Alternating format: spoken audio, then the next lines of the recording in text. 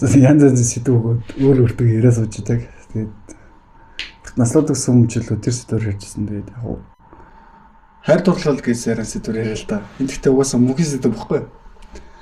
Ер нь шүү заяа. Ер нь яагаад ингэж эрэгтэй эмэгтэй хүмүүс маргалддсан бэ гэдэг тэгэхээр олон янзын шалтгаан байгаа л да. Яриад бол бас дахиад дуусахгүй сэдв. Яг үндсэн өнөөдөр яг би та нарын анзаардгүй байж болох нэг хоёр сэдв. Нэг нь болохоор дотн харилцаанаас болж маргалддаг. Хоёрдугаар болохоор сэтгэхүйн төрөл нь өөр.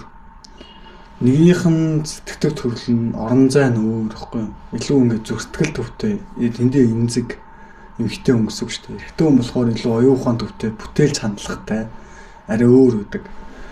Тэгэхээр аль алийг нь тэнцвэртэй авч яваад хоёулаа ингээд сайн ойлголцох юм бол маргалдахгүй боломжтой. Гэхдээ энэ бол хэцүү сэдв. Яг тэгэхээр хүмүүс өөртөө бас засаж дуусаагүй үед ингээд хосын харилцаа бас төгс болно гэдэг айгу хэцүү байхгүй. Нэм болохоор миний тодлохоор яг тиймэрхүү харилцаануудыг мэдээж татгалздаггүй харин үүсгдэг ч гэсэн яг одоо нийгэмдэр болж байгаа ихэнх харилцаануудын ихэнх алдаануудын нэг хэсэг бол энэ дотн харилцааны алдаа байдаг. Нөгөөх нь болохоор мэдээж энэ ойлголцлын асуудал байдаг.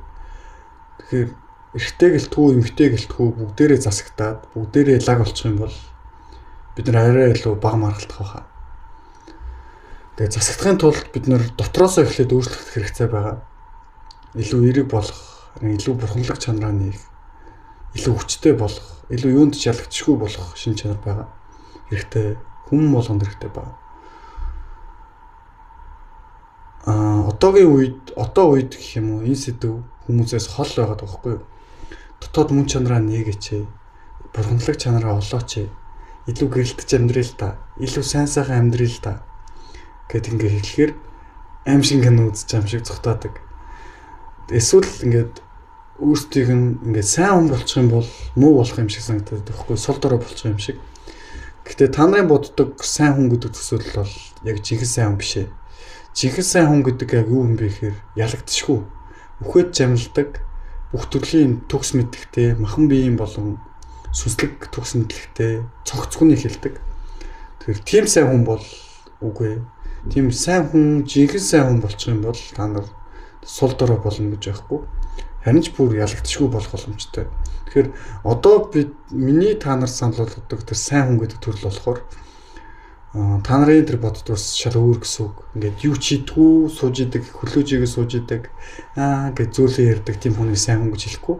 Харин бүх төрөлтөө төгс өгч чадсан ялагдчихгүй хүнийг тэгээ гэрэл гэгээтэй хүчтэй хүнийг бурханлаг байдлаар дахин төрч чадсан, дахин өөрчлөгдөж чадсан хүнийг жинхэнэ сайн хүн гэж үзнэ.